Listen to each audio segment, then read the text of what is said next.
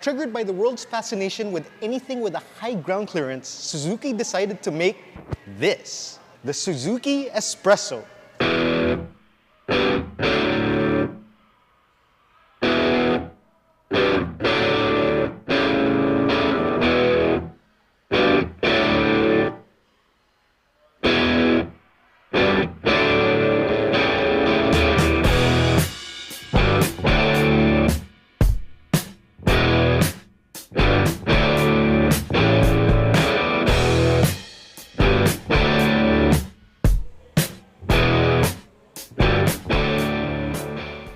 The S-Presso rides on Suzuki's Heartect Platform, which is surprisingly used by many other vehicles in the Suzuki lineup, which range from K-cars, subcompacts, and even bigger offerings such as the Suzuki XL7.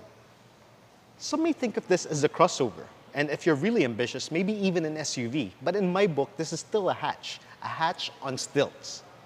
Given consumers' demands for anything with a high ground clearance, we're extremely lucky that this exists. And it exists at a very attainable price.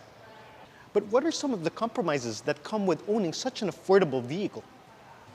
One glance at this interior tells you that there's no compromise in terms of character. Now granted, this is built to a price point, and a very conservative one at that, it still exudes a bit of attitude, and it won't make you feel like you settled for less. In fact, the quirkiness or exuberance of this exterior will make you buy this because it's something you actually want versus something that's all you could afford. At the front, you get halogen headlamps and this grille, if you could call it that, that looks like it was made with the nails of an elephant. And it's not functional because cooling duties for the beast that lies under the hood is done via these air vents. Oh, and one thing I noticed about this front clip is it looks like it has two bumpers on top of each other. Now try and seeing that. Now, under the hood lies a 1-liter 3-cylinder engine that pumps out 67 horsepower and 90 Newton meters of torque. Now, granted, you won't win any drag races with this thing, but if you want to join an economy run, you stand a pretty good chance of winning because this can give you 15 kilometers per liter in the city and 25 kilometers per liter on the highway. Along the side, you get smooth-flowing body lines, these door handles that look like a throwback to the 90s, and 14-inch steel wheels with hubcaps. Ground clearance is at 180 millimeters. At the back, styling remains conservative and flows well with the rest of the car. Opening the trunk reveals 239 liters of trunk space. And that may not be a lot, but you can always fold the rear seats down if you need more room. But considering how small this thing is, you really gotta hand it to Suzuki for optimizing the space back here. Stepping inside, you will definitely notice how small it is in here. But it definitely does not feel cramped. Dare I say, it even feels comfortable in here. And despite being a low-cost interior, it does not feel bland. You still get a digital speedometer and a 7-inch touchscreen, which is more than I can say for other vehicles that cost significantly higher. Now, the layout isn't that intuitive. For instance, you get your power window switches right smack in the middle, next to your hazard lights. But I guess they can get away with calling it ergonomic because everything is still well within reach because of how small it is in here. And the bonus here is you get to sit a little closer with whoever's riding shotgun. Other niceties include a 12-volt socket and a USB port. You also get a glove box, a few cubby holes here and there, some cup holders, but you do not get an armrest. Also, it would have been better if there was a bit more adjustability here, because you sit pretty high up, and it would have been nice if you could adjust the seats to sit a bit lower. The steering column is also not adjustable. At the back, it's a similar story. Small, but not cramped. Well, maybe for 3 adults, yes. But you get my drift. And it's no surprise that you don't get any toys back here. No armrests, no rear air vents, nothing to that effect. In fact, you don't even get power windows. But wow, I haven't done this in a while. And I know I said the door handles were a throwback, but really nothing beats this.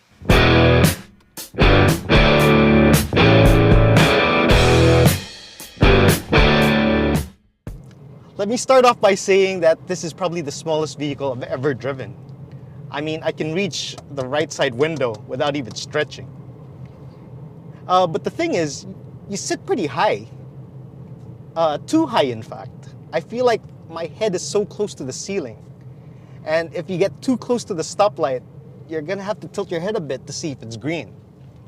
That's how small it feels in here. But driving something this small does have its advantages. For one, you'd be surprised by how tight the spaces are you can get this thing in and out of. It's just so easy to squeeze through tight spaces. And you can practically see everything around you. But despite how small this thing is, it doesn't feel taxing to drive. I mean, the ride isn't jarring. Yes, it is bouncy, and NVH could be improved. But I don't think it's a pain to drive. You can drive this every day or for long periods of time. And I think you'll be quite fine because the seats are actually comfortable. Now, the only available transmission in this thing is a 5-speed manual. And it's pretty easy to get used to. My only qualm with it is the position of the gear lever is a bit low. I'd like it to be a tad bit higher. But aside from that, it's fine. So you're probably wondering what 67 horsepower and 90 Newton meters of torque feels like. Well, let's give it some gas.